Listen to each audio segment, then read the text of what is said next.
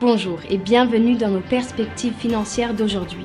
Rejoignez-nous aujourd'hui pour notre analyse du monde financier, des derniers événements et des dernières informations sur les marchés. Thomas va nous aider aujourd'hui, depuis la salle des marchés.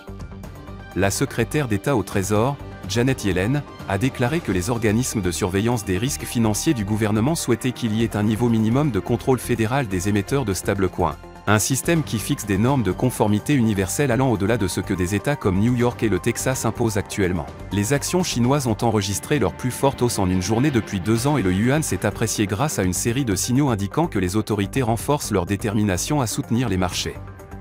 Le Shanghai Composite a bondi de 3,2%, son plus grand gain quotidien depuis mars 2022. La Banque centrale australienne a maintenu ses taux d'intérêt, mais a averti qu'une nouvelle augmentation ne pouvait être exclue étant donné que l'inflation était encore trop élevée, ce qui indique clairement qu'elle n'est pas pressée de commencer à assouplir sa politique de sitôt.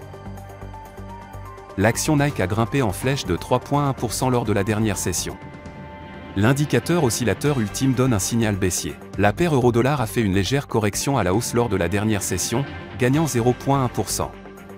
L'indicateur RSI donne un signal haussier. La paire livre sterling-dollar a augmenté de 0,5% lors de la dernière session. L'indicateur stochastique RSI donne un signal baissier. La paire dollar-australien-dollar a augmenté de 0,6% lors de la dernière session. L'indicateur MACD indique un mouvement haussier. Les demandes MBA de prêts hypothécaires des États-Unis seront publiées à 12h GMT, la variation EIA des stocks de pétrole brut des États-Unis à 15h30 GMT, la production industrielle de l'Allemagne à 7h GMT. Le taux de chômage du Portugal sera publié à 11h GMT, le compte courant du Japon à 23h50 GMT, l'indice coïncident du Japon à 5h GMT. Nous espérons que vous avez apprécié nos perspectives du marché d'aujourd'hui.